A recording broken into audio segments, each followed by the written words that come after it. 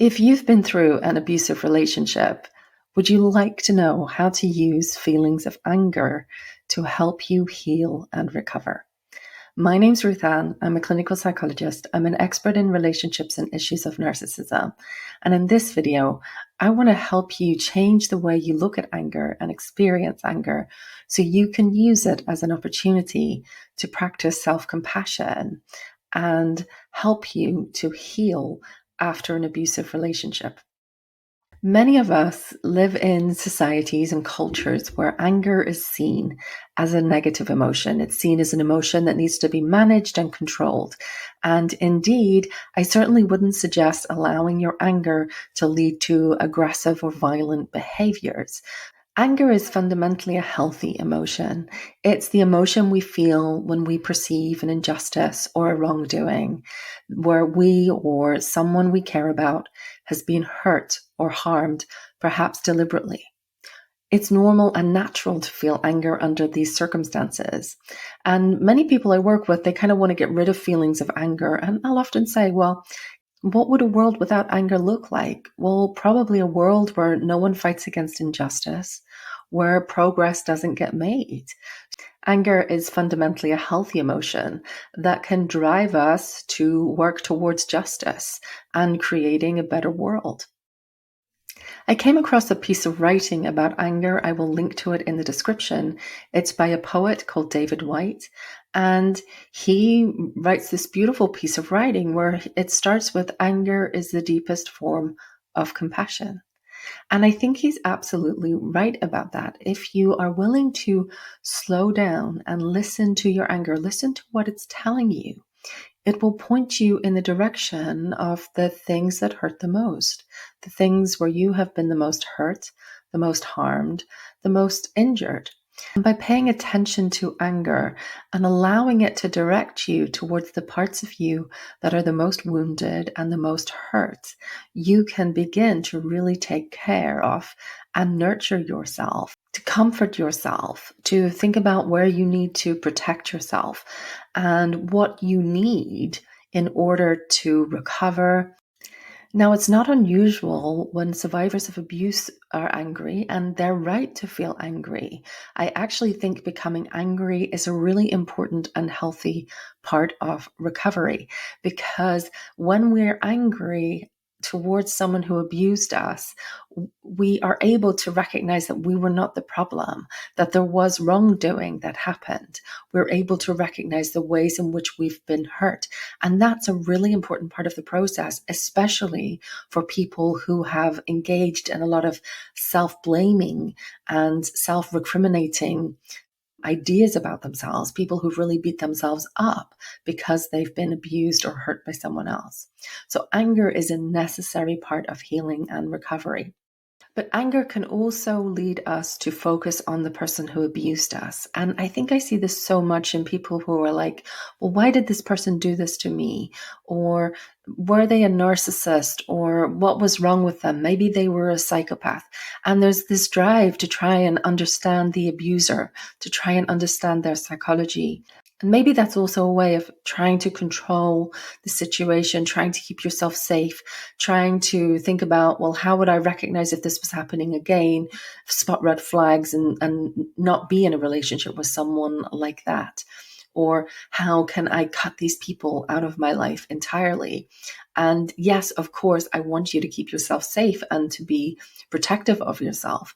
But at the same time, I think that focus on the abuser can often take away from a focus on those who have been abused. If you think about a little child who's being bullied in the school playground, if a healthy adult steps into that situation, yes, they need to take steps to keep the child who's being bullied safe. But if they become angry and focus only on identifying the bully, on correcting the bully, on punishing the bully, which may not be wrong, but if the focus is only on the bully, there is a real risk that the child who's hurt and injured actually is neglected. So a healthy adult in a playground needs to come in, and yes, they need to establish safety, But the primary focus needs to be on the child who's been hurt. It needs to be on soothing them. It needs to be on treating any injuries that they've experienced. It needs to be on helping them to heal and to recover. And that's why paying attention to anger and where it directs you to in terms of where you've been hurt and where you've been harmed can be incredibly valuable, because it can lead you to take better care of yourself, better care of you, to soothe yourself, to calm yourself, to identify what are the values that I have that have been violated in this relationship. And that may be a value of being treated fairly, or being treated with gentleness, or being treated respectfully, or a value of being a warm and friendly and open person and having many friendships and relationships, or a value of working hard and being able to achieve and taking pride in yourself.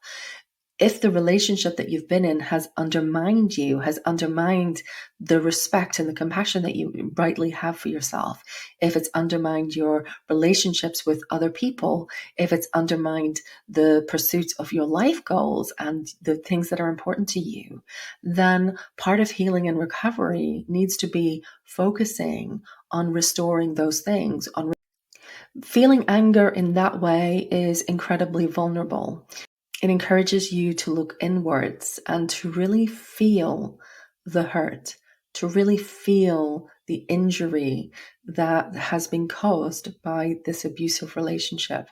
And that can feel much more overwhelming than simply getting angry and raging towards an abusive person. But if you can do that, you will put your attention, your care, your support, and your action where it ought to be, on you, not on the person who abused you. And as you begin to nurture yourself and nourish yourself and really care for yourself and build self-respect and self-compassion, you will find that you become stronger, that you're able to calm down, that you're able to relax.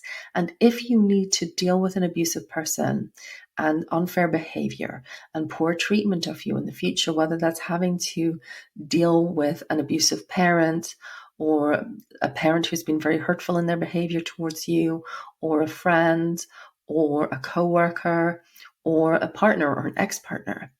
If you are really nurturing and taking care of yourself, you're much more likely to be able to stay a calm and sturdy, healthy adult who is self-protective and keeps the focus on you and your needs and your well-being, rather than on overly reacting to abusive behaviors, which, yes, is completely understandable, but that may not serve you in the long term.